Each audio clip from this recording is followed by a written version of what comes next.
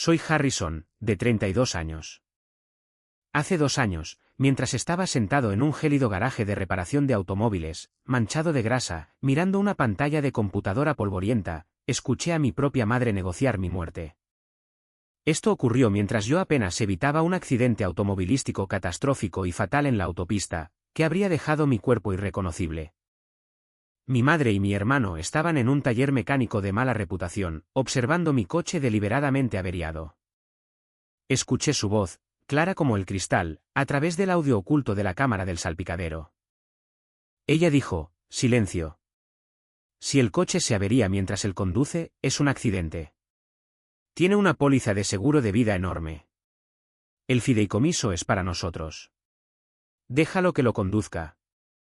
Iban a dejarme morir en la interestatal por un pago. Calcularon el retorno de la inversión de mi vida y decidieron que mi muerte valía más que una factura de reparación. Pero había algo que ellos no sabían.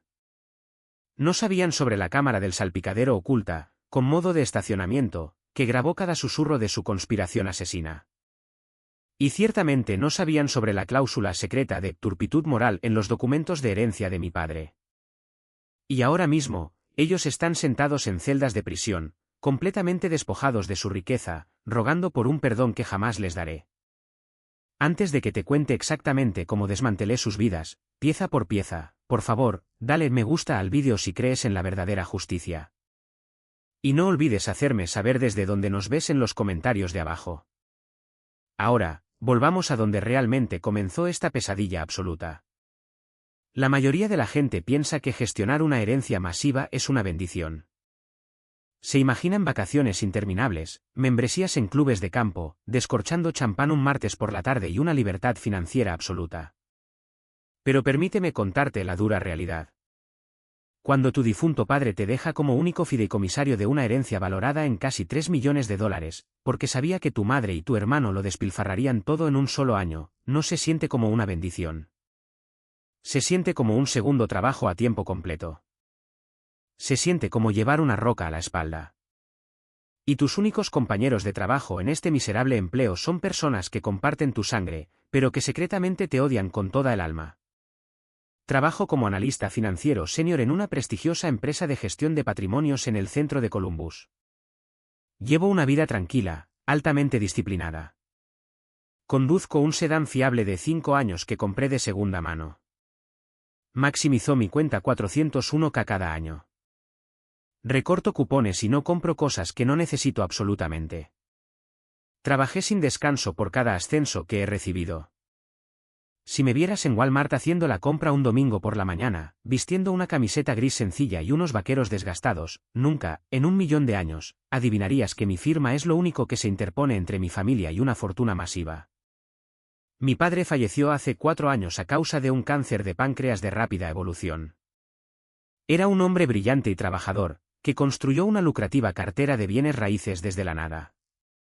Comenzó con un dúplex en ruinas y lo convirtió en un imperio de propiedades comerciales y residenciales. Pero cometió un error fatal en su vida: se casó con Silvia. Mi madre es una mujer que mide el amor en signos de dólar, marcas de diseño y estatus social. Ve a las personas enteramente como activos o pasivos. Y crió a mi hermano menor, Preston, para que fuera una copia exacta de ella. Preston tiene 26 años, está crónicamente desempleado y está completamente convencido de que el mundo le debe una vida lujosa solo por existir. Cuando Preston tenía 18 años, mi padre le abrió un generoso fondo universitario. Preston agotó la cuenta entera en 3 semestres, abandonando una universidad privada para negociar criptomonedas, lo que en realidad significaba sentarse en el sofá fumando marihuana y exigiendo más dinero. Todavía recuerdo la última conversación que tuve con mi padre. El estéril olor químico de la habitación del hospital me persigue hasta el día de hoy. El pitido rítmico y agónico de su monitor cardíaco se sentía como una cuenta regresiva para el fin de mi familia. Su piel estaba gris, su cuerpo frágil, pero me agarró la mano con una fuerza desesperada. Sus ojos estaban muy abiertos y llenos de una profunda tristeza. Me dijo que yo era el único con la cabeza sobre los hombros. Dijo que me dejaba a cargo del fideicomiso. No a Silvia, no a Preston, a mí. Me hizo prometerle que los cuidaría, pero que nunca les dejaría arruinarme. Me dijo que fuera el freno de nuestra familia, porque ellos habían vivido con el pie a fondo en el acelerador toda su vida. Sabía que si Silvia obtenía el control de la cartera de bienes raíces, vendería todo con descuento solo para financiar una década de lujo, dejándolos en la indigencia cuando la fuente se secara. Se lo prometí. Miré a mi padre moribundo a los ojos y juré que protegería su legado. No me di cuenta de que estaba firmando un contrato para años de guerra psicológica. El día del funeral fue un espectáculo. Silvia vistió un vestido de diseñador negro que costaba más que mi coche, interpretando su papel de viuda trágica y afligida para las cámaras y los amigos del club de campo. Preston estaba ocupado enviando mensajes de texto en su teléfono durante el elogio. Yo me quedé en la parte de atrás, llorando en silencio al único padre real que tuve. Pero el verdadero caos comenzó 2 días después, en la oficina del abogado. Cuando el señor Calvel, el abogado de la herencia, leyó el testamento y reveló que yo era el único fideicomisario, Silvia perdió completamente la cabeza. Amenazó con una demanda masiva allí mismo en la sala de juntas. Gritó que yo había manipulado a un hombre moribundo, pero la documentación era inquebrantable.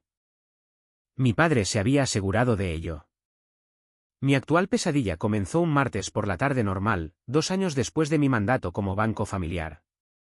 Estaba sentado en la mesa de mi cocina, completamente exhausto después de un largo día analizando carteras corporativas, haciendo mi temido ritual mensual.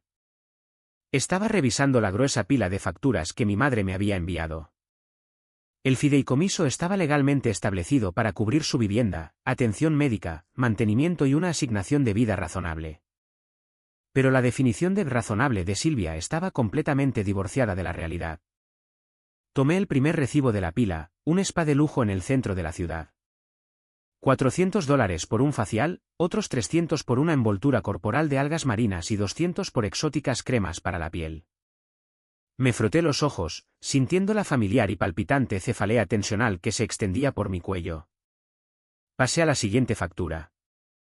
Era un extracto de tarjeta de crédito de Preston. Había hecho un depósito masivo para el alquiler de una villa de vacaciones en Miami para él y sus amigos. Sin trabajo, sin perspectivas, sin ingresos, pero necesitaba un apartamento frente a la playa para mantener su imagen.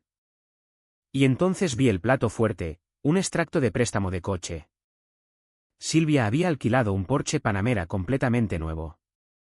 El pago mensual era astronómico. Ella esperaba que el fideicomiso lo absorbiera como si fuera una factura de servicios públicos estándar.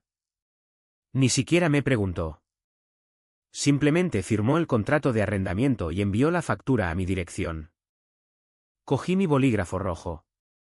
Circulé los cargos del spa, rechazado. Taché el depósito de Miami, rechazado. Y puse una enorme y agresiva X roja sobre el pago del Porsche. Las reglas del fideicomiso eran explícitamente claras. Los fondos eran para mantenimiento básico y bienestar, no para financiar un estilo de vida de millonario con un presupuesto de millonario. Sabía la tormenta que se avecinaba. Sabía que al día siguiente mi teléfono sonaría y Silvia se haría la víctima. Lloraría, me acusaría de acaparar el dinero de mi padre y me diría que era un hijo cruel y desalmado. Pero tenía que mantenerme firme. Hay una diferencia abismal entre mantener a alguien seguro y mantenerlo malcriado. Me serví un vaso de agua del grifo barata. Mirando la foto de mi padre fijada en la nevera, él sonreía, parado frente a uno de sus primeros edificios de apartamentos. Le susurré, diciéndole que estaba intentando mantener las puertas. Estaba intentando ser el hombre que él necesitaba que fuera.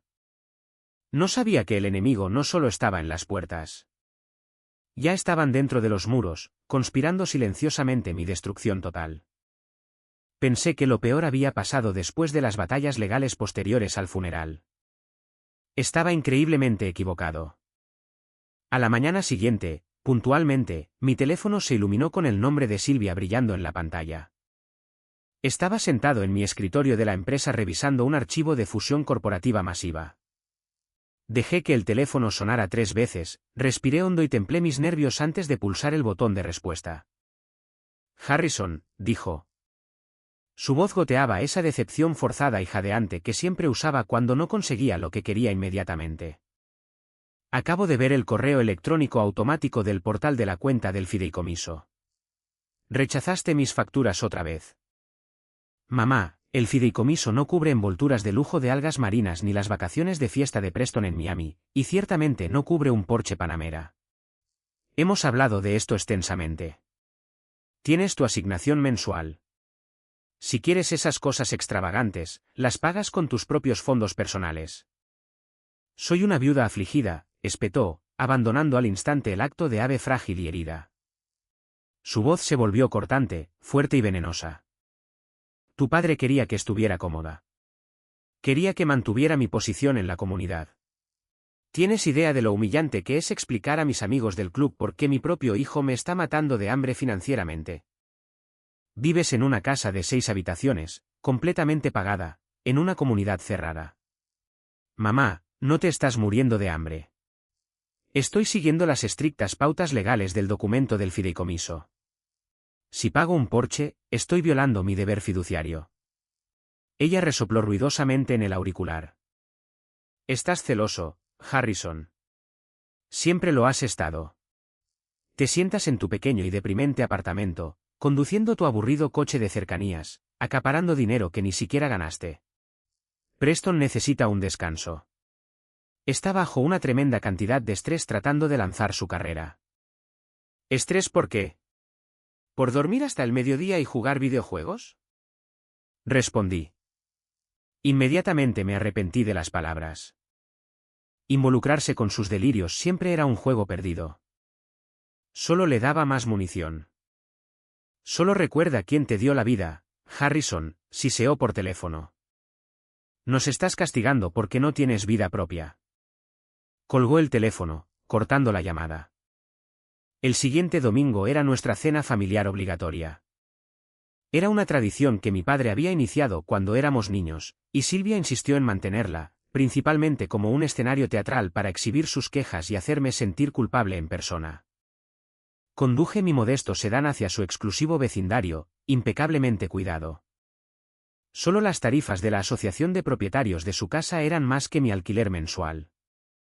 Entré en el amplio camino de entrada y estacioné junto al reluciente Porsche Panamera nuevo. Parecía completamente absurdo que yo, el que administraba la vasta cartera de dinero que pagaba el camino de entrada, condujera un coche con asientos de tela y más de 100.000 kilómetros en el salpicadero. Respiré hondo, puse una expresión neutra e imperturbable en mi rostro y atravesé las enormes puertas dobles de entrada. La casa olía a catering caro, a fuertes perfumes florales y a un resentimiento profundamente arraigado. Gregory, mi padrastro, estaba sentado en el salón leyendo una revista financiera. Gregory era un ingeniero estructural jubilado, un hombre tranquilo, no conflictivo, que se había casado con Silvia 2 años después de que mi padre falleciera. Era un buen tipo, pero completamente y absolutamente cobarde cuando se trataba de las demandas de mi madre. Funcionaba como su cartera personal para las cosas que el fideicomiso no cubriría. A cambio de su dinero, vivía en una hermosa casa, conducía buenos coches y evitaba conflictos asintiendo a todo lo que Silvia decía. Hola, Harrison, dijo Gregory en voz baja, dándome un asentimiento muy comprensivo. Sabía exactamente de qué humor estaba Silvia. Probablemente la había estado escuchando quejarse de mí toda la mañana. Antes de que pudiera siquiera responderle, Preston bajó la gran escalera. Llevaba un chándal de diseñador y una cadena de oro que probablemente costaba un mes completo de mi salario. Ni siquiera me miró. Simplemente pasó de largo hacia la isla de la cocina y se sirvió un abundante vaso de bourbon caro. Finalmente, nos trasladamos al comedor y nos sentamos en la larga mesa de caoba. Silvia había pedido comida de una churrasquería de lujo. La mesa estaba cubierta con fina porcelana y copas de cristal. Ella se sirvió una gran copa de vino tinto caro, ignorando por completo mi vaso de agua vacío. Así que, dijo Preston, cortando su bistec perfectamente cocinado con una sonrisa irónica. Oigo que estás jugando a ser el dictador con el fondo fiduciario otra vez. Cancelando mi viaje a Miami. Muy guay, hermano. Muy solidario de tu parte. No es un fondo de uso personal, Preston, dije con calma, manteniendo mis ojos fijos en mi plato. Me negué a darle la reacción que él quería. Si quieres ir a Miami, busca un trabajo, gana un salario, usa tu propio dinero. Preston se rió. Un sonido áspero y chirriante que resonó en la gran habitación. Un trabajo como el tuyo, sentado en un cubículo gris haciendo números por $80.000 al año mientras un jefe te grita. No, gracias. Soy un emprendedor. Estoy construyendo una marca de estilo de vida. Pero tú no entenderías eso. Tienes cero visión. Eres solo un peón corporativo. Toda tu marca es gastar el dinero de papá y pretender que lo ganaste, respondí, con la voz fría y uniforme. La atmósfera en la habitación cambió al instante. Silvia golpeó su pesado tenedor de plata contra la fina porcelana, produciendo un sonido agudo y resonante. No le hables así a tu hermano en mi casa. Está tratando de construirse una vida. Solo necesita capital inicial, que tú, continua y maliciosamente, te niegas a proporcionarle. Yo proporciono exactamente lo que la ley dicta, dije. Mi paciencia se estaba agotando por completo. Ni más, ni menos. Preston me miró con desdén. Sus ojos eran oscuros y maliciosos.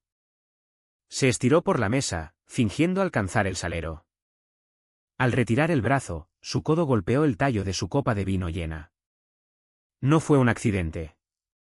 Vi el movimiento calculado y deliberado de su muñeca. Vi sus ojos clavarse en mi camisa.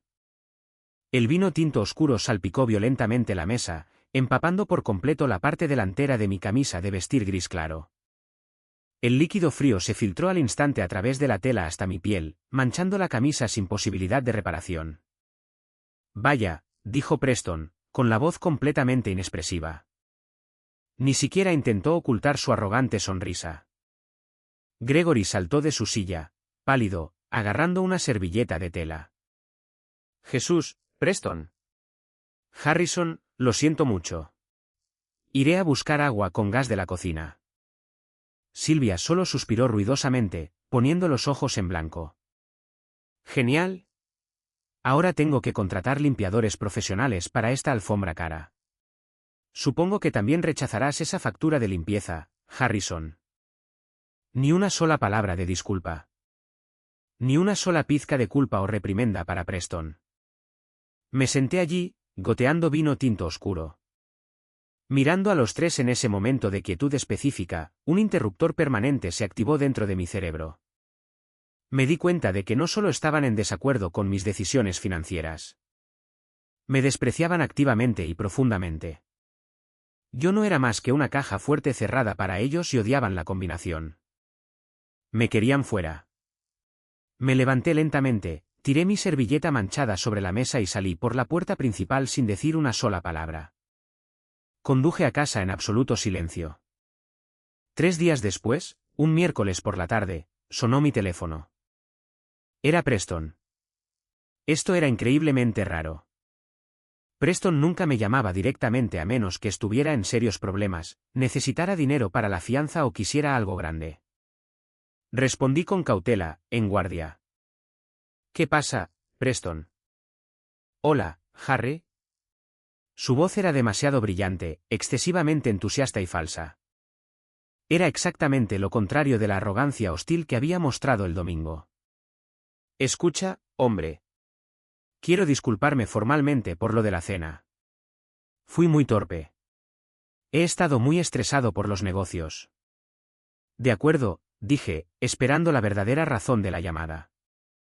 Sabía que se avecinaba el anzuelo. Entonces, aquí está el trato.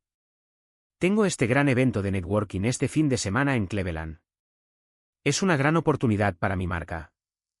Habrá muchos inversores de alto patrimonio neto. Realmente necesito causar una buena impresión. Podría cambiar toda mi vida. Y mi coche está en el taller. La transmisión está fallando. Te vi conduciendo ese coche de empresa la semana pasada, el Lamborghini Urus. Sé que tu empresa les permite a ustedes sacar los vehículos de lujo de la flota para los fines de semana con clientes. ¿Podría pedirlo prestado solo para el sábado y el domingo? Me aseguraría por completo mi imagen, hombre. Por favor, te lo ruego. Mi empresa ocasionalmente incautaba activos de lujo en acuerdos corporativos, y los analistas senior con un historial de conducción impecable podían retirarlos para entretenimiento de clientes los fines de semana. Me había llevado el Urus a casa un par de veces solo para mantener el motor en marcha y la batería cargada. Era una verdadera bestia de máquina. Un Super SUV negro mate valorado en más de $200.000. Absolutamente no, dije inmediatamente. Eso es una gran responsabilidad corporativa, Preston. No puedo dejarte ir de paseo a Cleveland en un Lamborghini que pertenece a mi empleador. Vamos, tendré mucho cuidado. Ni siquiera excederé la velocidad. Solo necesito llegar al lugar en él. Muestra estatus. Muestra que soy alguien importante. Por favor, Harry. Estoy tratando de hacer algo con mi vida aquí. Dijiste que querías que trabajara. Esto es trabajar. Antes de que pudiera rechazarlo por completo, escuché el pitido de una segunda llamada entrante. Miré la pantalla. Era Silvia. Estaban coordinando este ataque.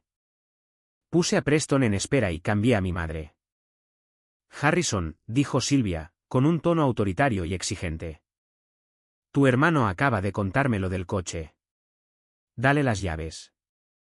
Mamá, es un Lamborghini. Preston es imprudente. Ha destrozado 2 coches en los últimos 5 años. Está tratando de trabajar, gritó por teléfono. Constantemente lo menosprecias por no tener una carrera. Y en el mismo instante en que intenta establecer contactos con inversores adinerados para construir algo, lo saboteas por completo. ¿Estás tratando de que fracase para que puedas sentirte superior? Sé un verdadero hermano por una vez en tu miserable vida y apóyalo. Si haces esto, dejaré la discusión sobre el Porsche. El chantaje fue intenso, meticulosamente calculado y agudo. Ella sabía exactamente cómo retorcer el cuchillo psicológico. En lo más profundo de mi ser, debajo de toda la ira y los límites que había construido, todavía tenía una patética y persistente esperanza de que mi familia pudiera arreglarse, de que tal vez si mostraba algo de gracia, si les daba una victoria, finalmente me respetarían. Bien, dije, frotándome las sienes, sintiéndome completamente derrotado. Pero escúchame bien. Si le hace un solo rasguño a ese vehículo, si recibe una sola multa por exceso de velocidad, deduciré legalmente los costos de reparación directamente de su asignación de manutención. El fideicomiso no lo protegerá. ¿Ves? ¿Fue tan difícil? Dijo dulcemente, desapareciendo el veneno al instante. Colgó. Volví con Preston. Puedes llevarlo, pero te advierto, Preston. Ese coche tiene un rastreador GPS corporativo altamente avanzado instalado. Sabré exactamente a dónde vas, dónde te detienes y a qué velocidad conduces. No hagas tonterías. Eres el mejor, hermano. Te juro por Dios que lo trataré como a un bebé recién nacido. No lo sabía entonces, pero acababa de entregarle el arma que intentarían usar para acabar con mi vida. Pensé que estaba haciendo un favor. Pensé que lo peor había pasado. Estaba increíblemente equivocado. El viernes por la tarde llegó con un calor denso y húmedo. Preston apareció en mi complejo de apartamentos para recoger el Lamborghini Urus. Estaba prácticamente vibrando de emoción, dando saltitos. Llevaba a su amigo Marcus con él. Nunca me gustó Marcus. Era un tipo que siempre usaba gafas de sol en interiores, hablaba en frases vagas y a medias, y se movía en algunos círculos de apuestas clandestinas muy turbios en el centro. Verlos a los dos juntos, sonriendo como si acabaran de ganar la lotería, me erizó el vello de la nuca. Los acompañé hasta el garaje de estacionamiento seguro. El Urus estaba allí en la esquina, una pieza de ingeniería negra mate, masiva y agresiva. Preston silbó ruidosamente mientras nos acercábamos. Le lancé a Preston el pesado llavero metálico. Lo atrapó sin esfuerzo, con los ojos muy abiertos por una avaricia sin adulterar. Voy completamente en serio con el sistema de rastreo, Preston, dije, acercándome a su espacio personal para asegurarme de que me entendía. Directo a Cleveland y de vuelta. Sin desvíos, sin presumir para los amigos de Marcus. Lo estacionas en el hotel, vas a tu evento y lo conduces de vuelta a salvo. Preston apretó las llaves, sus ojos nunca se apartaron del coche. Relájate, Harrison. Te preocupas demasiado. Son solo negocios. Vamos a cerrar algunos tratos importantes este fin de semana. Mientras subían al lujoso interior de cuero y se alejaban, el rugido agresivo del escape resonando en las paredes de hormigón de los edificios de apartamentos, sentí un nudo profundo y nauseabundo formándose en el estómago. Mi intuición me gritaba. Cada instinto que poseía me decía que acababa de cometer un error catastrófico. El sábado por la mañana empezó tranquilo. Preparé café y me senté a revisar algunas carteras de bienes raíces para el trabajo. Alrededor de las 10 de la mañana, sonó mi teléfono. El identificador de llamadas mostraba a Desmond, mi primo mayor por parte de mi madre. Desmond siempre fue el más amable de la familia extendida. El tipo que actuaba como un alegre mediador en las disputas familiares, siempre aparecía en las barbacoas con una sonrisa y un paquete de 6 cervezas. «Hey, Harrison, ¿cómo va todo, hombre?» «Solo te llamaba para ver cómo estabas», dijo Desmond, con un tono completamente casual. «Estoy bien, Desmond. Solo trabajando desde casa hoy. Revisando algunos archivos». «Bien. Bien. Oye, escuché por el chismorreo familiar que le prestaste a Preston ese loco coche de tu empresa, el Lamborghini.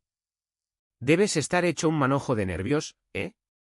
¿Te quedarás en casa todo el fin de semana vigilando el rastreador GPS?»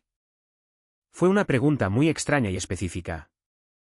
A Desmond rara vez le importaba lo que Preston estaba haciendo. «Sí, pienso vigilarlo de cerca». «¿Por qué preguntas?» «Oh, por ninguna razón. Solo charlando. Ya sabes cómo es Preston con los coches. De todos modos, que tengas un gran fin de semana, hombre. No trabajes demasiado». Colgó rápidamente. Miré la pantalla de mi teléfono durante mucho tiempo. Sentí que era una sonda, como si estuviera tratando de averiguar exactamente cuál era mi horario y si estaba monitoreando activamente el vehículo o no. Para el sábado por la tarde, mi ansiedad me superó. No podía concentrarme en mis hojas de cálculo. Abrí la aplicación de seguimiento corporativo en mi teléfono para verificar la ubicación de Preston en Cleveland. La aplicación se cargó, el pequeño círculo azul giraba en la pantalla, tratando de localizar el PIN del satélite del vehículo. La pantalla mostró una brillante advertencia roja, señal perdida.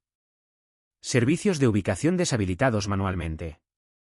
Mi corazón se hundió por completo en mi estómago. El nudo en mi intestino se apretó dolorosamente. Lo había apagado. No se puede simplemente perder la señal en este sistema de seguimiento específico. Funciona con un enlace ascendente satelital dual diseñado para rastrear activos corporativos robados. Alguien tuvo que entrar manualmente en el menú de diagnóstico oculto del automóvil, introducir un código y apagar el sistema. Marqué el número de Preston inmediatamente. Sonó 4 veces y fue directamente al buzón de voz. Le escribí un mensaje de texto furioso: «Vuelve a encender el GPS ahora mismo o llamaré a la policía y reportaré el vehículo como robado». «No estoy jugando contigo, Preston». «Nada». Sin respuesta. El recibo de entrega mostraba que se había entregado, pero me estaba ignorando. Recorrí mi pequeño apartamento durante horas. Intenté convencerme de que estaba exagerando. Quizás simplemente no quería que lo viera detenerse en un bar local. Quizás solo estaba siendo su habitual yo rebelde y antiautoritario.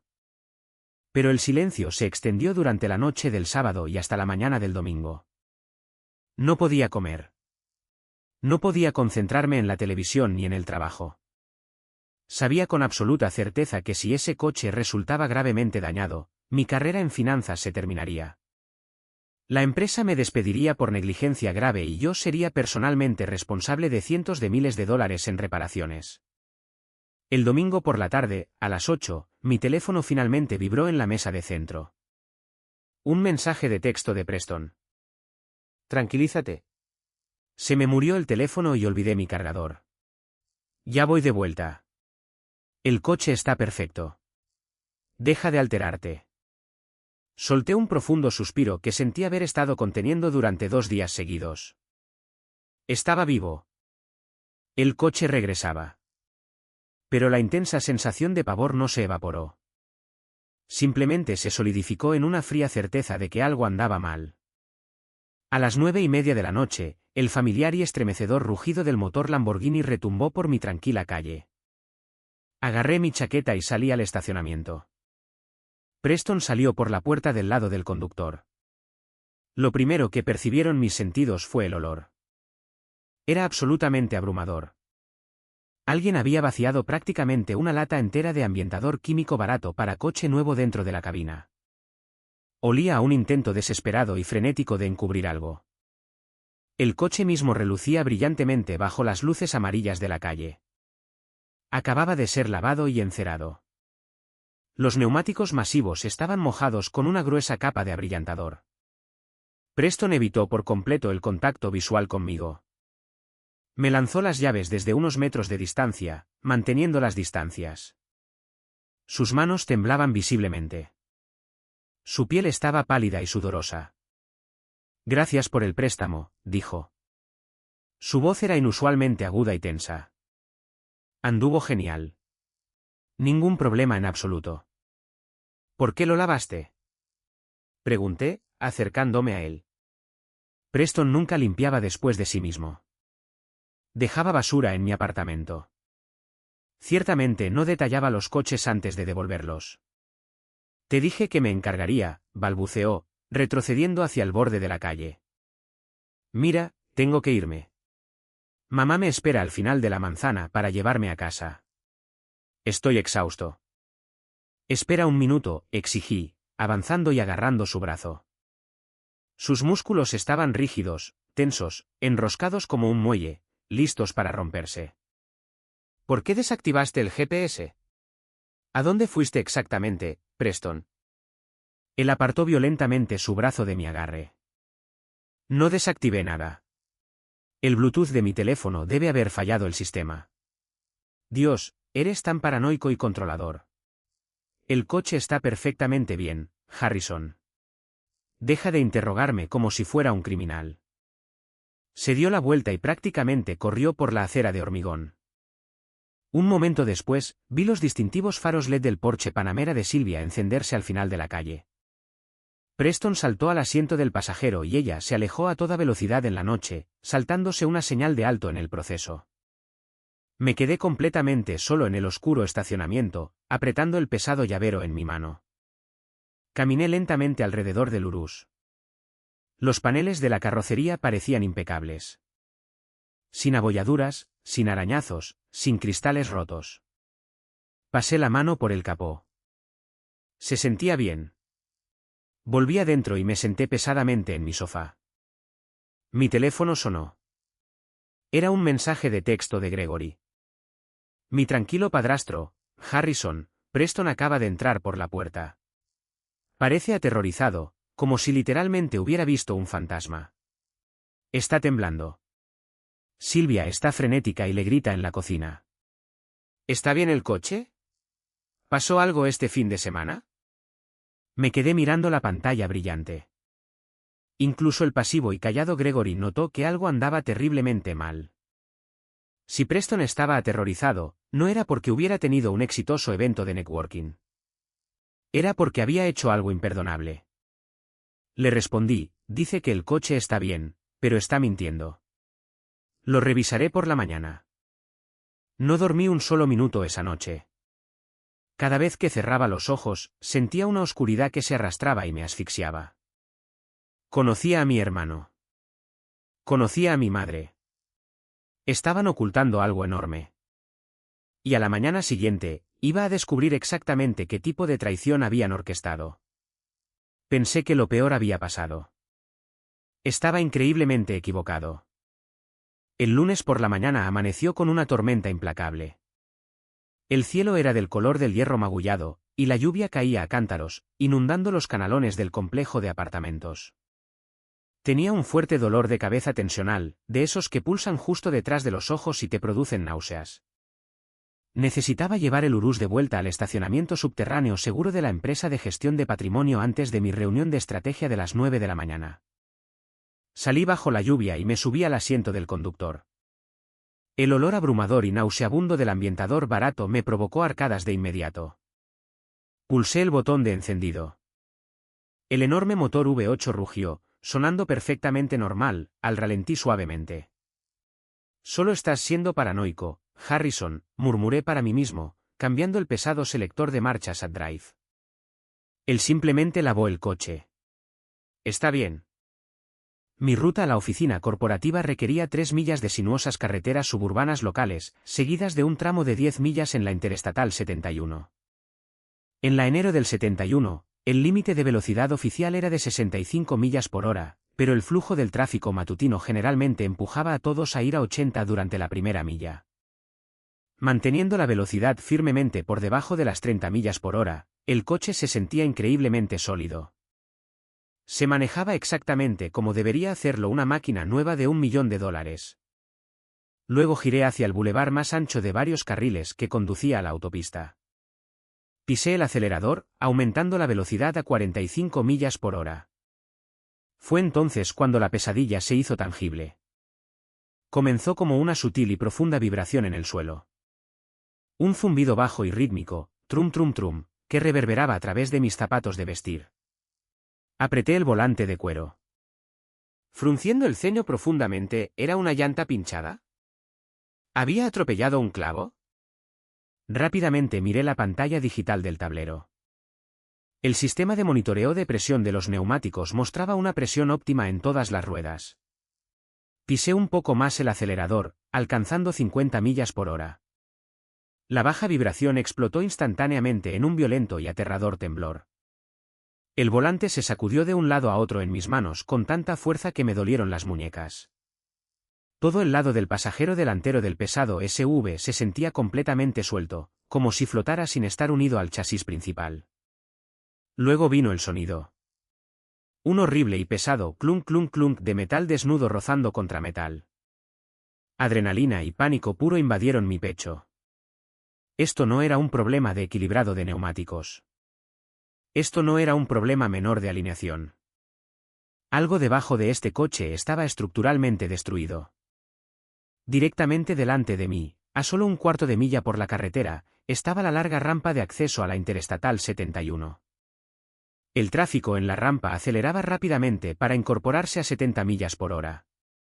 Si entraba en esa rampa, tendría que acelerar con fuerza para mezclarse con los enormes camiones y los conductores que iban a gran velocidad. Mi pie se cernió sobre el pedal del acelerador. El coche temblaba violentamente ahora, tirando con fuerza hacia la derecha. En esa fracción de segundo, una voz resonó claramente en mi cabeza. Era la voz de mi padre. El tono exacto que usaba cuando me advertía sobre un mal negocio inmobiliario. «Detén el coche, Harrison. No entres en esa autopista. Frena ahora». Escuché. Pisé el freno. El pesado SUV se desvió ligeramente, luchando contra mi control. Los frenos antibloqueo tartamudearon sobre el pavimento mojado. Giré bruscamente el volante hacia la derecha, encendí las luces de emergencia y me metí directamente en el estacionamiento de grava de Victor's Auto Repair, un pequeño taller independiente a solo media milla antes de la entrada de la autopista. Víctor era un mecánico maestro veterano que había trabajado en la flota comercial de mi padre durante más de 20 años. Era gruñón, brutalmente honesto y conocía la mecánica interna de los coches mejor que nadie en el estado de Ohio. Entré en el taller abierto a apenas 10 millas por hora. El coche sonaba como un animal moribundo, traqueteando y chirriando con cada rotación del neumático. Víctor se limpió la espesa grasa negra de sus manos callosas con un trapo y se acercó, sus ojos entrecerrándose al ver el lujoso Lamborghini. «Harrison, vaya viaje para un lunes por la mañana». «¿Qué diablos le hiciste?» «No le hice nada, Víctor», dije, mi voz temblaba ligeramente mientras salía al aire húmedo del garaje. «Mi hermano Preston lo tomó prestado este fin de semana. Está temblando violentamente. Parece que la rueda delantera se va a desprender por completo y caer». La expresión de Víctor se oscureció inmediatamente. Conocía la reputación de Preston. «Deja el motor en marcha. Retrocede. Voy a subirlo al elevador hidráulico».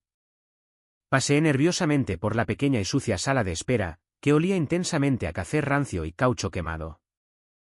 Escuché el fuerte zumbido neumático del elevador, subiendo el pesado SUV alto en el aire. Pasaron 5 minutos, luego 10 minutos. El silencio absoluto del taller era ensordecedor. De repente, la puerta de la sala de espera se abrió de golpe. Víctor estaba allí, su rostro, generalmente rubicundo y curtido, había perdido todo su color. Parecía físicamente enfermo. Harrison, dijo, su voz descendiendo a un susurro ronco y serio. Necesitas salir aquí y mirar esto ahora mismo. Lo seguí hasta el garaje y caminé debajo del vehículo suspendido. Encendió una potente linterna LED y apuntó el intenso haz directamente al conjunto de la rueda delantera del lado del pasajero. Mira de cerca el brazo de control inferior, ordenó Víctor, señalando con un dedo grasiento. Me acerqué, entrecerrando los ojos contra la luz fuerte. Incluso con mis limitados conocimientos de mecánica, pude ver claramente la devastación absoluta. La gruesa barra de acero macizo del brazo de control tenía una enorme y dentada grieta que lo atravesaba casi por completo. Apenas se mantenía unido por una delgada y frágil astilla de metal deformado. Golpeó algo increíblemente duro, dijo Víctor, con un tono analítico pero sombrío. Probablemente un bordillo de hormigón sólido, yendo a por lo menos 50 millas por hora. Aplastó la llanta y agrietó la suspensión. Pero eso no es lo que me asusta, Harrison. Mira las tuercas que sujetan la rueda al cubo. Desvió el haz de luz hacia los 5 tornillos que aseguraban la rueda. Están pelados, todos ellos. Y mira aquí. Hay grasa fresca y limpia en las roscas. Alguien quitó esta rueda, vio el daño catastrófico y fatal al brazo de control, y a propósito volvió a enroscar estas tuercas peladas, lo suficientemente apretadas como para mantener la rueda en su lugar a velocidades muy bajas de vecindario. Víctor se volvió hacia mí, con los ojos muy abiertos por el horror y la ira genuina. Harrison, escúchame con mucha atención. Si hubieras llevado este enorme coche a la enero del 71 esta mañana, la vibración de alcanzar las 60 millas por hora habría partido ese brazo de control agrietado al instante. Toda la rueda se habría doblado directamente debajo del chasis. En un vehículo tan pesado, a esa velocidad, en pavimento mojado, habrías volcado violentamente varias veces. Habrías sido aplastado. Estarías muerto ahora mismo. Mi sangre se heló. Las paredes del garaje parecían girar a mi alrededor. El rugido de la lluvia exterior se desvaneció en un ruido blanco. ¿Estás seguro? Jadeé, agarrando una caja de herramientas como apoyo físico. ¿Estás absolutamente seguro de que alguien hizo esto a propósito? Tal vez él simplemente no lo sabía. Mira la grasa fresca, Harrison. Gritó Víctor, perdiendo su compostura profesional. Ningún mecánico certificado en el mundo entero volvería a colocar una rueda en un brazo de control roto a menos que estuviera intentando activamente ocultar el daño. Esto es una trampa mortal deliberada, Harrison. Alguien te envió a la carretera para que murieras hoy. Preston. Él lo trajo de vuelta y me mintió descaradamente. Roció ambientador para cubrir el olor a goma quemada. Pero, ¿por qué fue tan patético y cobarde al evitar pagar una factura de reparación? ¿Realmente arriesgaría la vida de su propio hermano por dinero?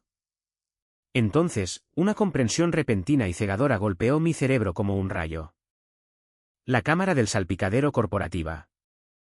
Hace 6 meses, la empresa de gestión de patrimonios había actualizado el protocolo de seguridad en todos los vehículos de lujo de la flota debido al aumento de los costos del seguro.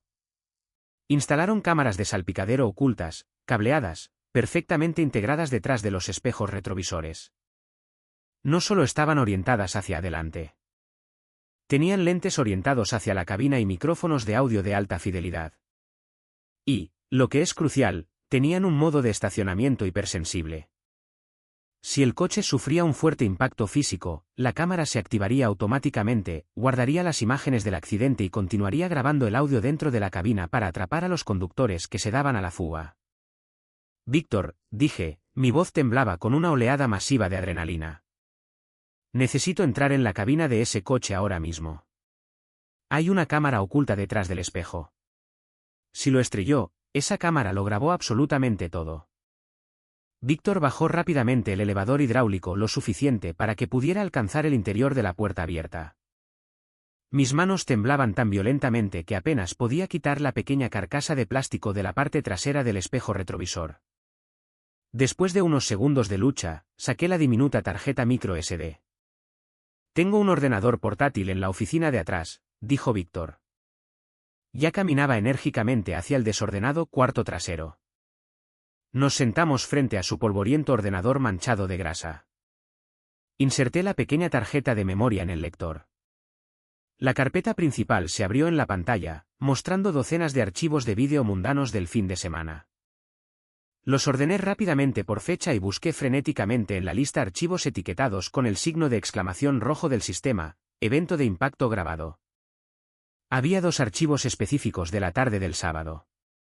Pasé el ratón por el primero, mi corazón golpeaba agresivamente contra mis costillas mientras se abría el reproductor multimedia.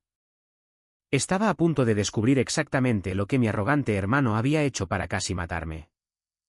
Simplemente no me di cuenta en ese momento de quietud en el garaje de que también estaba a punto de descubrir exactamente de lo que era capaz mi propia madre.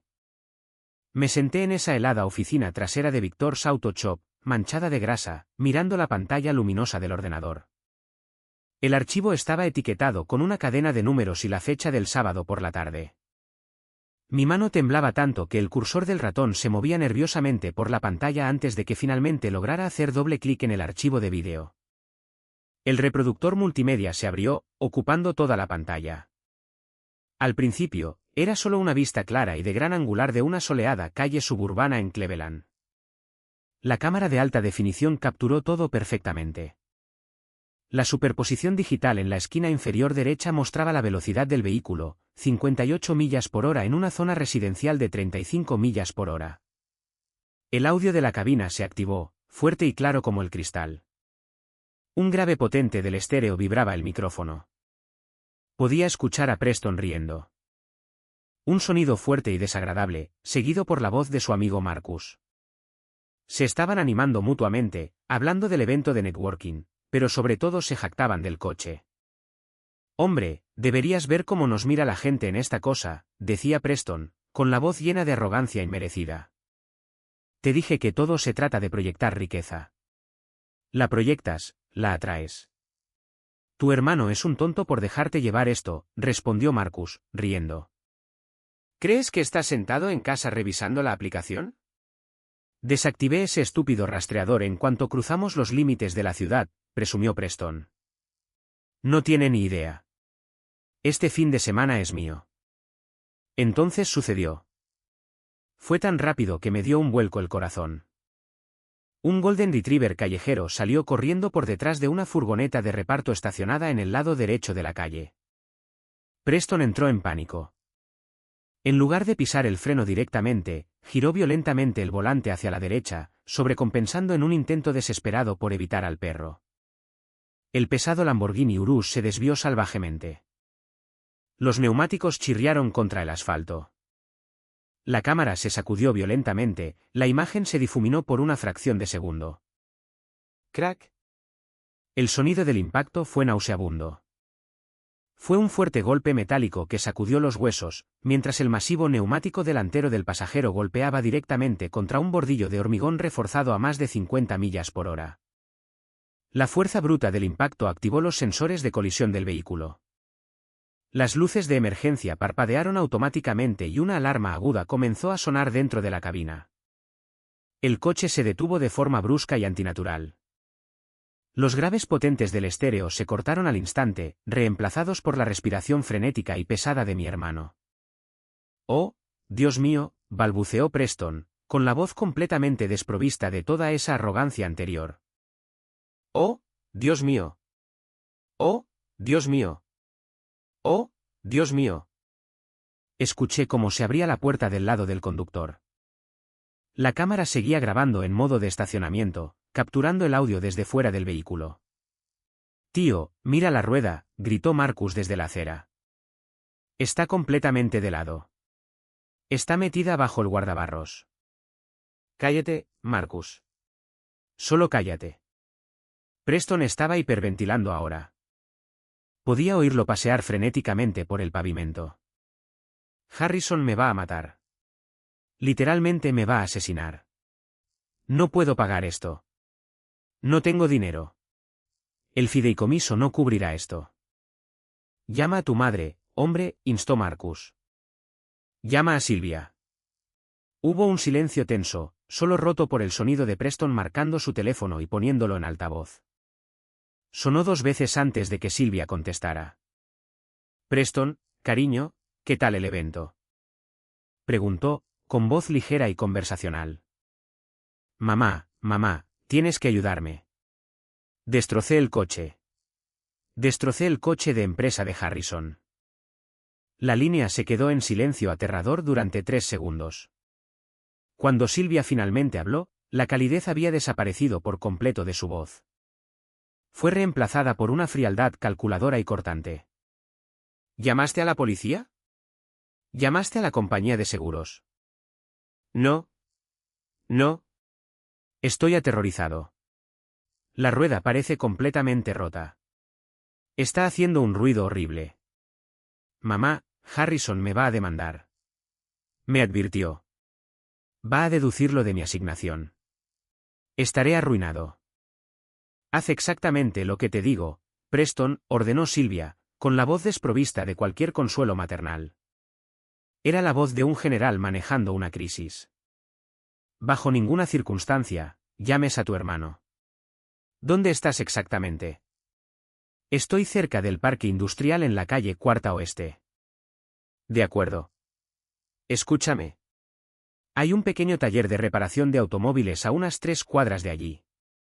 El garaje de Sal. Es un tugurio solo para pagos en efectivo y no hacen preguntas. Los he usado antes, cuando tu padre me cortó las tarjetas de crédito. Llévalo cojeando hasta allí. Conduce a 5 millas por hora. Usa los callejones traseros.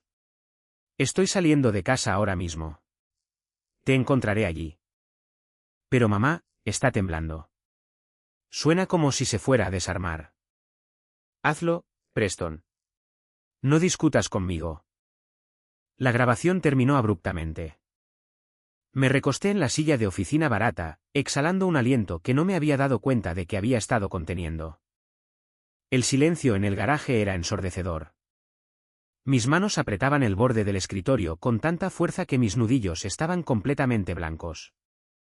Lo estrelló, susurré, mi voz completamente hueca. Lo estrelló y ella le dijo que lo ocultara. Víctor puso una mano pesada y callosa en mi hombro. Revisa el segundo vídeo, Harrison. Si fueron a ese taller de mala reputación, la cámara de estacionamiento podría haber captado el audio mientras estaba apagada. Tragué con dificultad, mi garganta se sentía como papel de lija. Moví el ratón y hice clic en el segundo archivo. La marca de tiempo era 45 minutos después.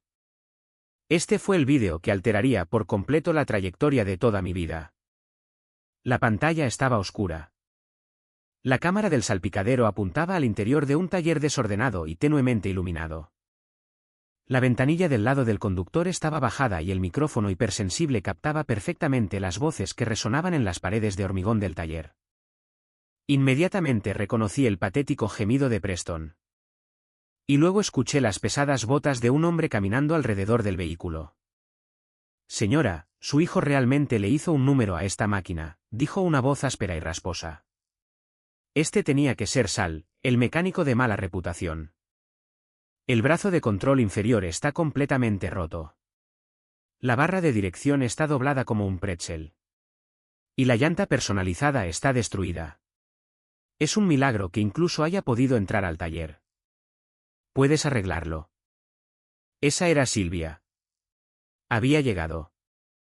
Sonaba increíblemente molesta, no preocupada. ¿Arreglarlo? Sí, puedo arreglar cualquier cosa con un motor, pero necesitas un nuevo brazo de suspensión, una nueva barra de dirección, una nueva llanta y una alineación completa para un Lamborghini. Estás hablando de $2000 como mínimo absoluto. Y ni siquiera puedo pedir las piezas especializadas hasta el lunes por la mañana. $2000. Chilló Silvia, su voz resonando estridentemente en el garaje. No tengo $2000 en efectivo. Mi hijo controla las cuentas del fideicomiso. ¿No puedes simplemente arreglarlo provisionalmente?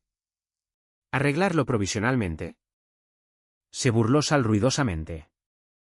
Señora, esta es la suspensión principal. Esto no se arregla provisionalmente.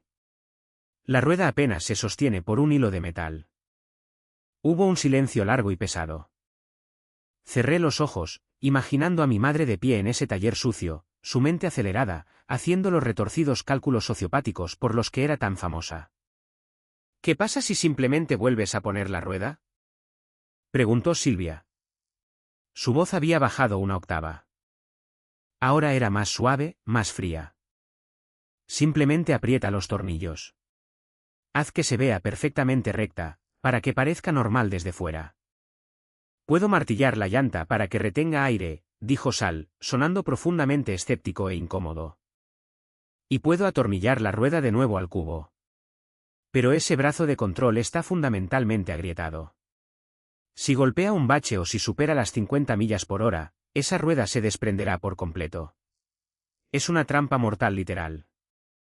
Solo lo va a conducir a casa, dijo Silvia con desdén.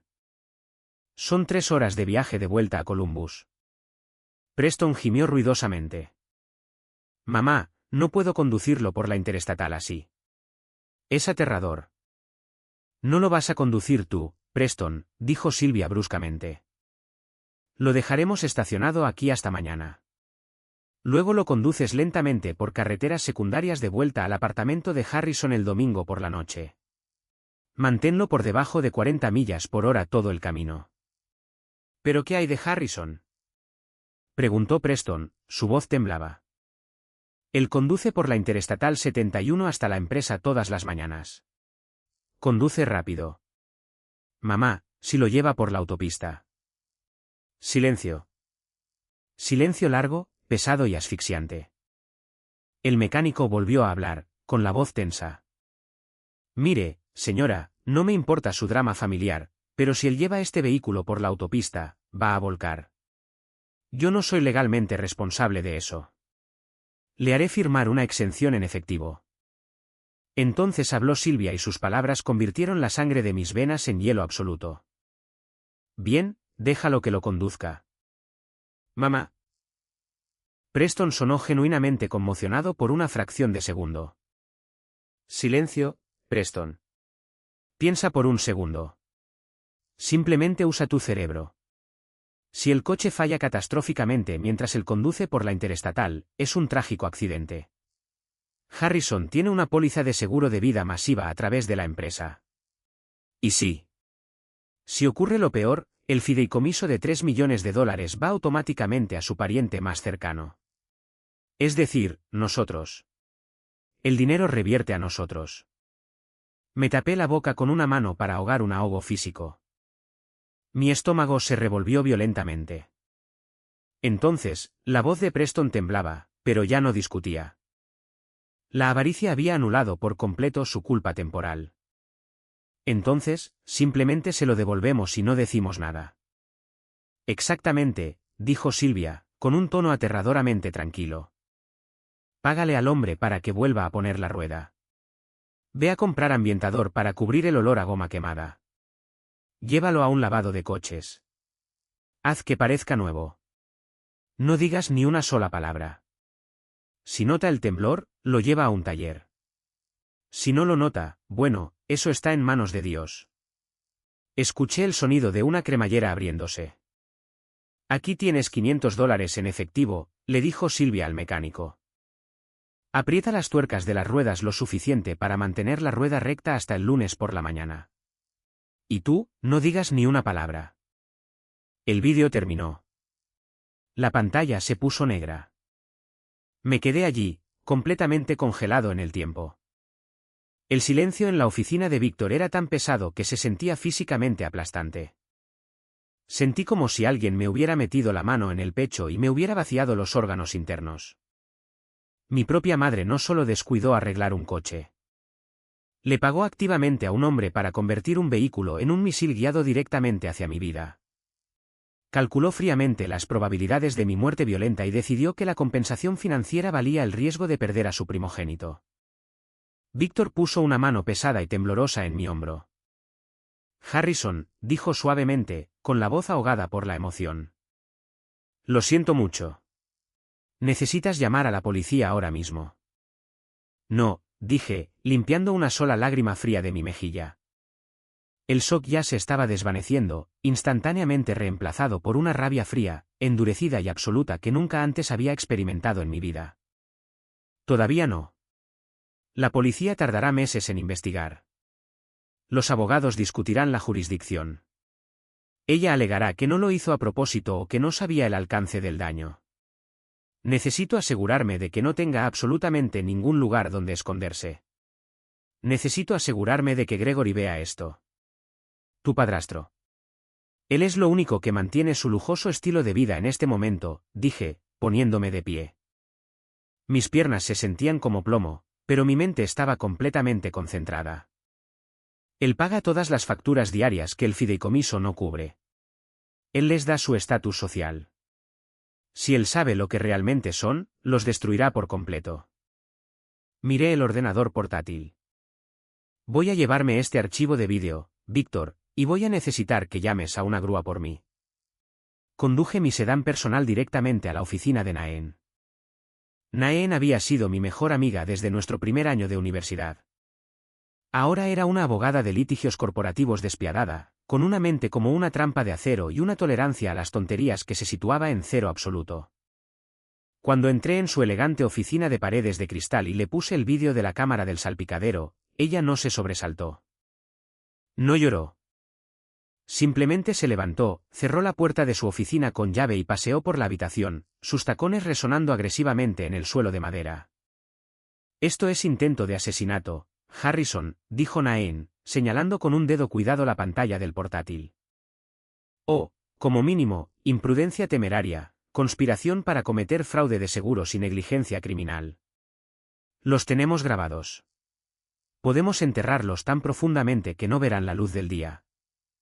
Lo sé, dije, sorbiendo el café negro que su asistente me había traído. Mis manos finalmente habían dejado de temblar. Pero no solo quiero que estén en una celda de la cárcel. Quiero que pierdan todo lo que valoran. Quiero que sientan cómo el suelo se derrumba completamente bajo sus pies antes de que les pongan las esposas. Naen dejó de pasear y me miró, una lenta sonrisa depredadora se extendió por su rostro. ¿Quieres ir a por todas? Quiero devolver el coche, le dije directamente a Gregory. Naen asintió lentamente, entendiendo la guerra psicológica de inmediato. Gregory es su brújula moral. Es pasivo, pero no es malvado. Si ve estas imágenes, la dejará, terminé. Y sin los ingresos de Gregory y sin el dinero del fideicomiso, que legalmente estoy cortando hoy, Silvia no es absolutamente nada.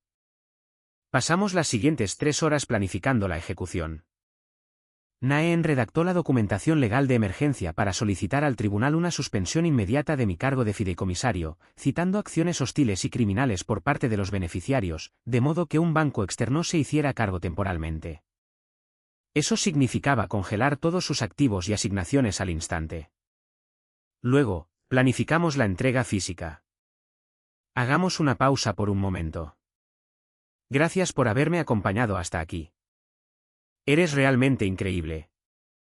Por favor, ayúdame dándole me gusta al vídeo y comentando el número 1 abajo, así sabré que has estado aquí conmigo hasta este punto. Esto no solo ayuda a más personas a descubrir esta historia, sino que también me permite saber que mis experiencias significan algo para alguien. Tu apoyo es la mayor motivación para que siga compartiendo el resto de este viaje. No puedes simplemente llevarlo en grúa y dejarlo allí, dijo Naen, golpeando su bolígrafo contra el escritorio. Tienes que asegurarte absolutamente de que Gregory reciba la evidencia directamente. Necesitas una carta, algo corto, algo innegable que lo obligue a mirar. Agarré un bloc de notas legal. Escribí 4 borradores diferentes antes de decidirme por la nota final y devastadora. No era enojada. No era emocional. Era simplemente brutalmente factual. Gregory, tu esposa y tu hijastro decidieron que ahorrar $2.000 valía significativamente más que mi vida. Me enviaron a la autopista interestatal en una trampa mortal trucada, esperando activamente un pago de seguro. No me creas a mí. Mira el USB adjunto a esta nota. Lamento que tengas que ver esto, pero necesitas saber con quién estás durmiendo. Harrison. Perfecto, dijo Naén, leyéndola por encima de mi hombro. Omite por completo la capacidad de Silvia para manipular la narrativa. Pone la carga absoluta de la verdad directamente sobre él. Tiene que verlo. Llamé a la compañía de remolque que Víctor me recomendó. Pedí un conductor específico, un tipo grande y sin rodeos llamado Gareth, que había remolcado los camiones comerciales de mi padre durante años. Le di instrucciones muy específicas a la despachadora. Necesito un vehículo de lujo entregado a una dirección residencial, le dije a Gareth por teléfono. Es un vehículo que no funciona. Necesita ser dejado justo en el centro del camino de entrada.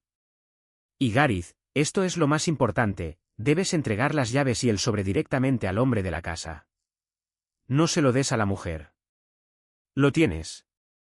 Considerado hecho, Harrison, dijo Gareth. Llegó el martes por la mañana, el día del juicio final. Me desperté con una extraña y escalofriante sensación de calma. Era la calma fría y concentrada de un soldado que pisa un campo de batalla, sabiendo que tiene una artillería superior. Me vestí con mi traje hecho a medida más elegante y caro. Ese que Silvia siempre decía que me hacía parecer demasiado rígido. Hoy, quería lucir exactamente como lo que era, el hombre en control total.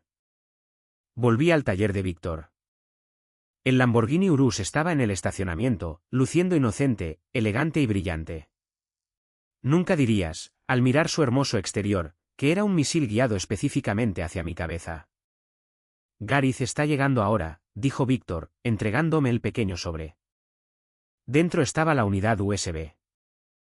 Había hecho 4 copias, una para la policía, una para Naén, una para el banco y esta para Gregory. Llegó el enorme camión de plataforma. Ver cómo el Urus era subido lentamente a la cama inclinada se sintió increíblemente simbólico. Estaban transportando la evidencia física de la traición definitiva de mi madre. Aquí está el paquete, le dije a Gareth, entregándole el grueso sobre de Manila que contenía el llavero y la nota con el USB pegado de forma segura dentro. Dáselo solo a Gregory. Un tipo mayor, canoso, que suele parecer cansado. ¿Entendido? Gareth asintió, asegurando las cadenas al chasis del coche. ¿Y si la loca sale gritando? Ignórala por completo, dije. Simplemente deja el coche, bloquea el camino de entrada y entrega el paquete a Gregory. Me subí al coche de Naén. Ella insistió en llevarme para que no estuviera solo durante las consecuencias. Seguimos al pesado camión de remolque a una distancia segura. El viaje a la comunidad cerrada de mi madre solía durar 20 minutos. Hoy, se sintió como 5 segundos. Mi corazón comenzó a acelerarse de nuevo al entrar en la urbanización. Los céspedes perfectamente cuidados, los enormes robles, las impecables fachadas de ladrillo de las casas multimillonarias. Todo parecía tan tranquilo, tan perfecto. Era una completa mentira. ¿Estás listo para esto?, preguntó Naén, agarrando el volante, sus ojos fijos en la carretera. He estado listo desde el momento en que le dijo al mecánico que me dejara conducirlo, respondí, con voz firme. Nos detuvimos a unas 4 casas de distancia, estacionando bajo la sombra de un gran árbol. Teníamos una vista perfecta y sin obstáculos del amplio camino de entrada. El Porsche Panamera de Silvia estaba estacionado allí. La SUV de Gregory también. Ambos estaban en casa. El camión de plataforma retrocedió lentamente en el camino de entrada. La fuerte y penetrante alarma de marcha atrás, bip bip bip, cortó el tranquilo y rico aire de la mañana como una sirena. Vi cómo las enormes puertas delanteras dobles se abrían de golpe. Silvia salió primero. Llevaba una bata de seda, una taza de café en la mano, con una expresión profundamente confundida. Luego, cuando sus ojos se enfocaron y reconoció el Lamborghini negro mate sentado en la plataforma inclinada del camión, su confusión se transformó instantáneamente en puro pánico. Se le cayó la taza de café. Se hizo añicos en el porche. Empezó a agitar los brazos frenéticamente hacia Gareth. Está tratando de evitar que lo descargue, observó Naén, inclinándose hacia adelante. No puede, dije. Entonces Gregory salió al porche. Estaba vestido para su partida de golf matutina. Pasó junto a una frenética Silvia, con una expresión profundamente perpleja. ¿Por qué el coche de empresa de Harrison estaba siendo remolcado a su casa? Observé a Gareth saltar de la cabina del camión. Ignoró por completo a Silvia, que ahora gritaba y señalaba la calle. Gareth subió directamente los escalones, pasando por delante de sus brazos agitados, y le entregó el grueso sobre directamente a Gregory. El paquete está entregado, susurré, sintiendo como la tensión llegaba a su punto máximo. Desde mi posición al final de la calle, toda la escena se desarrolló como una película muda. Vi a Silvia abalanzarse, intentando arrebatar físicamente el sobre de las manos de Gregory. Ella lo sabía. Debió darse cuenta en ese mismo segundo de que yo lo sabía todo. ¿Por qué si no enviaría el coche averiado en una grúa en lugar de repararlo? Pero Gregory apartó el brazo. Era un hombre alto y robusto, e inamovible cuando se plantaba. Le dijo algo cortante. Imaginé que fue, apártate. Déjame ver esto. Y abrió el sobre de un tirón. Leyó la nota. Incluso a 50 yardas de distancia, vi cómo toda su postura cambiaba. Fue inmediato. Sus anchos hombros se hundieron. Miró el coche averiado, luego la nota, y luego lentamente giró la cabeza para mirar a Silvia. Silvia estaba absolutamente frenética ahora. Agarraba su camisa de golf, señalaba el coche, su boca se movía a 1000 por hora, probablemente inventando alguna elaborada y desesperada mentira sobre cómo Harrison estaba siendo dramático o que Preston había tenido un pequeño golpe. Es un malentendido. Gregory ni siquiera la miró. Se dio la vuelta y entró directamente en la casa, sujetando firmemente el sobre y la unidad USB. Silvia lo persiguió, luciendo absolutamente aterrorizada. La pesada puerta principal se cerró de golpe tras ellos. Gareth descargó el Lamborghini eficientemente. Lo dejó justo en el centro del camino de entrada, bloqueando completa y eficazmente el porche de Silvia para que no pudiera salir. Desenganchó las cadenas, me hizo un sutil pulgar hacia arriba mientras pasaba junto a nuestro coche estacionado, y abandonó el vecindario. Ahora esperamos, dijo Naen, consultando su reloj. Revisé el reloj del tablero. Eran las 10:15 de la mañana. Dentro de esa enorme casa, Gregory estaba caminando hacia su oficina en casa. Estaba encendiendo su computadora. Estaba conectando la unidad. Estaba a punto de escuchar a su esposa, la mujer a la que le había provisto de todo, aceptando jugar con la vida de su propio hijo por un cheque de seguro. Intenté imaginar lo que estaba sucediendo en esa habitación. ¿Lo estaba negando? ¿Estaba ella gritando? 10 minutos pasaron. Nada más que silencio. 15 minutos. La tensión en el coche era asfixiante. Entonces, exactamente a las 10:35 de la mañana, las puertas principales se abrieron violentamente. No fue Gregory quien salió primero. Fue un enorme y caro jarrón de porcelana que sabía que costaba más de $600. Salió volando por la puerta, surcó el aire y se hizo añicos en 1000 pedazos en el camino de entrada de hormigón. «Vaya», murmuró Naen, con los ojos muy abiertos. Luego vinieron los gritos. Pudimos oírlo resonar por la calle. Era la voz de Gregory. En los 5 años que lo conocía, nunca lo había escuchado levantar la voz. Era un sonido profundo, estruendoso y aterrador de furia pura e inalterada. Silvia salió corriendo de la casa. Estaba llorando, realmente llorando esta vez. No sus lágrimas falsas y manipuladoras. Tenía la cara roja, el cabello desordenado. Estaba descalza. Gregory apareció en la puerta. Sostenía una gran maleta de cuero. No estaba prolijamente empacada. La ropa colgaba de ella. La tiró con todas sus fuerzas por los escalones. Luego empezó a lanzar objetos sueltos. Zapatos, un abrigo, un joyero. La está echando, dije. Una ola masiva y abrumadora de alivio recorrió todo mi cuerpo. ¿Me cree? Silvia se arrastró por el camino de entrada, intentando agarrar su brazo, suplicándole. Gregory la apartó. No fue violentamente abusivo, pero fue enérgico y definitivo. Le apuntó con un dedo rígido directamente a la cara y le gritó algo que la hizo retroceder físicamente y desplomarse sobre la hierba. Caminó decididamente hacia su SUV. Subió, arrancó el motor y puso la marcha atrás. Como el camino de entrada estaba bloqueado por el Lamborghini, retrocedió agresivamente su pesado SUV directamente sobre el césped perfectamente cuidado de Silvia, dejando profundas y fangosas huellas de neumáticos en la hierba solo para rodear los coches. No miró a Silvia, que sollozaba histéricamente en el césped. Pasó junto a nosotros. Vi su rostro a través de la ventanilla. Parecía completamente destrozado. El ingeniero estoico estaba llorando. Mi teléfono vibró en mi bolsillo.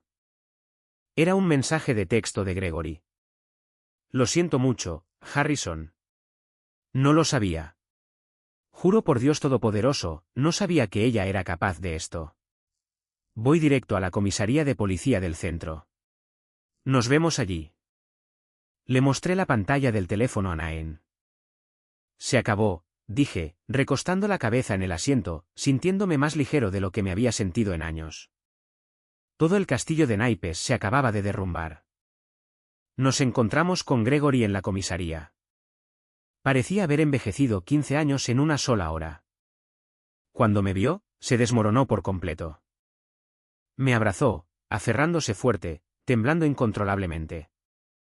Escuché la grabación, no dejaba de decir, su voz se quebraba. Escuché su voz. ¿Cómo pudo ella? Eres su propia sangre. ¿Cómo pudo hacer eso? Ella ama más el dinero, Gregory, dije suavemente, dándole palmaditas en la espalda. Siempre lo ha hecho. Simplemente finalmente mostró su verdadera cara. Presentamos el informe policial oficial juntos, con la evidencia de vídeo de alta definición, la grabación de audio cristalina, el testimonio corroborador de Gregory sobre el comportamiento de Preston y la declaración mecánica experta de Víctor sobre el coche saboteado. El detective Lewis no dudó ni un segundo. En 2 horas, emitieron órdenes de arresto por delitos graves para Silvia y Preston por conspiración para cometer fraude de seguros, imprudencia temeraria e intento de causar lesiones corporales graves. La detención no fue silenciosa. Los contactos de Naen en la comisaría me dijeron más tarde que cuando los coches patrulla llegaron a la casa, Preston intentó huir por la puerta trasera y saltó la valla, pero fue rápidamente abordado por un oficial en el jardín del vecino. Lloraba, gritando que todo había sido idea de su madre. Silvia, fiel a su naturaleza hasta el amargo final, intentó sobornar al oficial que la arrestaba con un enorme anillo de diamantes que llevaba puesto. Ellos felizmente le añadieron un cargo por soborno a su creciente lista. No fui a ver el arresto. No lo necesitaba. Volví a mi tranquilo apartamento, cerré la puerta con llave, apagué mi teléfono y dormí durante 14 horas seguidas. La batalla legal que siguió durante los siguientes 6 meses fue increíblemente complicada, muy publicitada en los círculos locales, pero finalmente rápida y decisiva. Debido a que no conduje físicamente el coche a la autopista y no sufrí lesiones corporales, los cargos de intento de asesinato fueron difíciles de probar en un juicio. Naen aconsejó al fiscal que ofreciera un acuerdo de culpabilidad para evitar un largo y agotador juicio que Silvia intentaría convertir en un circo mediático. Silvia, enfrentando décadas si era condenada por un jurado, se declaró culpable de conspiración para cometer fraude, negligencia criminal y soborno a un oficial de la ley. Debido a la gravedad de la grabación de audio, el juez no mostró absolutamente ninguna piedad. Fue sentenciada a 3 años en una prisión estatal de mínima seguridad, seguidos de 5 años de estricta libertad condicional. Preston, volviéndose instantáneamente contra su madre y proporcionando una confesión completa con la esperanza de un mejor trato, se declaró culpable de imprudencia temeraria y destrucción de propiedad. Recibió 1 año en la cárcel del condado y 500 horas de servicio comunitario obligatorio. Pero para personas como Silvia y Preston, el verdadero castigo nunca fue el tiempo en la cárcel. Fue la absoluta y aplastante ruina financiera. 2 días después de los arrestos, el señor Calvel, el director senior del banco que gestionaba el fideicomiso, me llamó a su oficina con paneles de caoba. Naen estaba sentada a mi lado. Harrison, dijo el señor Calvel, empujándose las pesadas gafas por la nariz, mirando un grueso archivador legal. Su padre era un hombre increíblemente astuto. Anticipó que Silvia podría intentar agotarlo financieramente, pero también anticipó que podría intentar algo mucho peor para obtener los fondos principales. ¿A qué se refiere?, pregunté. Me refiero a la cláusula de turpitud moral, dijo Calvel, deslizando un documento resaltado por el escritorio. Es una cláusula oculta que su padre insistió en que escribiera en los estatutos más profundos del fideicomiso. Una cláusula que usted ni siquiera sabía que existía. Establece explícitamente que si algún beneficiario actúa con intención criminal contra el fideicomisario o causa una grave deshonra pública al apellido de la familia, resultando en una condena por delito grave, pierde inmediata e irrevocablemente todos los derechos, asignaciones y reclamaciones al fondo. Me quedé mirando el documento. La jerga legal era densa, pero el significado era cristalino. Además, continuó Calvel, al activarse esta cláusula, el fideicomiso se disuelve como entidad gestionada y todo el saldo principal, los $3 millones, la cartera de bienes raíces, los activos líquidos, se transfiere completa y únicamente a su propiedad personal. Naen sonrió, recostándose en su silla. Estaba atónito. Mi padre me había protegido desde la tumba por última vez. Ya no era solo el gerente. El dinero era mío. Silvia perdió su masiva asignación mensual permanentemente. Preston perdió su estipendio de vivienda y acceso al fideicomiso permanentemente. Y como Gregory solicitó un divorcio altamente agresivo a la mañana siguiente, asegurándose un abogado despiadado, Silvia perdió la casa. Estaba completamente a nombre de Gregory. Él vendió la enorme propiedad 3 meses después, quedándose con las ganancias y dejando a Silvia absolutamente sin nada más que su ropa de diseñador. Quedaba un último cabo suelto por atar, Desmond. La semana después de la sentencia, invité a Desmond a una cafetería en el centro. Apareció sonriendo, intentando parecer solidario, interpretando al primo preocupado. Hombre, no puedo creer que la tía Silvia hiciera eso, dijo Desmond, sacudiendo la cabeza. Es una locura. La familia es una locura, ¿verdad? Deslicé un extracto bancario impreso por la mesa. Era de la cuenta corriente personal de Silvia, que estuvo congelada durante la investigación, pero accesible para mí como exfideicomisario. Había resaltado 3 transferencias recurrentes de celle de $500, enviadas directamente a Desmond. Las fechas coincidían perfectamente con los fines de semana en los que yo estaba fuera de la ciudad o conducía los coches de la empresa. La sonrisa de Desmond se desvaneció. Su rostro se puso completamente pálido. «Era su espía», dije, mi voz peligrosamente baja. «Me llamaste ese sábado por la mañana para ver si estaba rastreando el coche, para que pudieras informarle. Vendiste mi seguridad por $500 al mes». Harrison, hermano, escucha. Yo no sabía que ella iba a... Cállate, lo interrumpí, poniéndome de pie. Estás muerto para mí. Si alguna vez me contactas, si alguna vez te acercas a mi empresa, o si alguna vez mencionas mi nombre a alguien en esta ciudad, haré que Naen te entierre en demandas civiles tan profundas que estarás pagando mis honorarios legales hasta el día de tu muerte. Quédate con el dinero. Cómprate algo de integridad. Salí de la cafetería, dejándolo balbuceando en la mesa. Todo por lo que habían conspirado para matarme, el dinero, el estatus, el control, se había desvanecido como humo en el viento, dejándolos exactamente con lo que merecían. Recuerdo el día exacto de la audiencia de sentencia final. Estaba sentado en silencio en la última fila de la concurrida sala del tribunal. Silvia fue conducida, vistiendo un mono naranja rígido y demasiado grande. Su cabello, que solía estar perfectamente peinado y teñido cada 2 semanas, ahora mostraba gruesas raíces grises. Parecía increíblemente pequeña. Parecía vieja. Cuando la jueza Harper, una mujer severa y sin tonterías que había revisado personalmente las imágenes de la cámara del salpicadero, preguntó si Silvia tenía algo que decir antes de que se dictara la sentencia, Silvia se dio la vuelta lentamente y me miró directamente. Esperaba que gritara. Esperaba que lanzara insultos, que me culpara por arruinar su vida, que interpretara a la víctima definitiva una última vez, pero no lo hizo. Simplemente parecía confundida, como si su cerebro narcisista aún no pudiera comprender fundamentalmente por qué no me había muerto en la autopista y la había dejado con el dinero. En su retorcida realidad, yo era el egoísta por sobrevivir. Solo quería lo mejor para el futuro de mi familia, le dijo al juez, su voz temblaba con falsa tristeza. La jueza Harper la miró por encima de sus gafas de lectura, su expresión llena de absoluto disgusto. Señora Blake, usted quería lo mejor para su billetera. Estaba activamente dispuesta a sacrificar a su propio hijo en el altar de su codicia. Es una vergüenza para el concepto de maternidad. Que Dios tenga misericordia de su alma porque esta corte no la tendrá. Después de que el pesado mazo de madera golpeara, finalizando la sentencia, Gregory me acompañó hasta el estacionamiento del juzgado. Me mudo a Arizona la semana que viene, me dijo, mirando al cielo. Mi hermano vive allí en Scottsdale. Necesito alejarme de esta ciudad. Aquí hay demasiados recuerdos tóxicos. Entiendo, dije, estrechando su mano firmemente. Cuídate, Gregory. Gracias por hacer lo correcto. Fuiste el único padre real que tuve estos últimos años. Tú también, muchacho.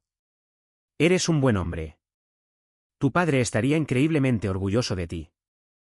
Señaló mi coche, un nuevo SUV de alta gama que había comprado completamente en efectivo con mi propio dinero de la herencia recién adquirida. Solo asegúrate de revisar tus tuercas de las ruedas. Ambos reímos, pero fue una risa seca y triste, nacida de sobrevivir a un trauma que ambos llevaríamos para siempre. Ha pasado un año completo desde aquel día en el tribunal. Mi vida ahora es tranquila. Deliciosamente, hermosamente, pacíficamente tranquila. Todavía trabajo en la empresa de gestión de patrimonio, pero he reducido mis horas para consultar a tiempo parcial. Ahora administro la cartera de bienes raíces de mi padre a mi manera, expandiéndola, construyéndola exactamente como él me enseñó. No tengo que estresarme por negar facturas de spa o discutir sobre pagos de Porsche. Silvia me envía cartas largas y divagantes desde la prisión estatal. A veces los sobres están sellados con el logotipo de la instalación. No abro ni una sola de ellas. Tomo un marcador negro grueso, escribo devolver al remitente sobre su letra y las devuelvo directamente al buzón. No necesito leer sus excusas. No necesito su versión tóxica y manipuladora del amor en mi vida nunca más. Preston ya salió de la cárcel del condado. Escuché por el boca a boca que la condena por delito grave arruinó sus posibilidades de conseguir cualquier trabajo corporativo. Actualmente trabaja como cocinero de línea y ayudante de camarero en un grasiento restaurante abierto las 24 horas en el lado difícil de la ciudad. Vive en un pequeño apartamento de 2 habitaciones con 3 compañeros de piso. Tiene que pagar su propio alquiler. Tiene que pagar su propio billete de autobús por primera vez en sus 27 años de vida. Está aprendiendo dolorosamente lo que cuesta sobrevivir en el mundo real. A veces, cuando la gente de la empresa o viejos conocidos escuchan la historia completa, me preguntan si me siento culpable. Dicen cosas como, sigue siendo tu madre. La sangre es más espesa que el agua. La familia es la familia. Dicen eso porque no escucharon la grabación. No se sentaron en un garaje helado y escucharon a una madre calcular el retorno de la inversión de la muerte de su hijo. Me di cuenta a través de esta pesadilla de que la familia no se trata de sangre. La sangre no significa absolutamente nada si las personas que la comparten te están clavando un cuchillo por la espalda. La familia se trata de quien te apoya cuando las ruedas, literalmente, se caen.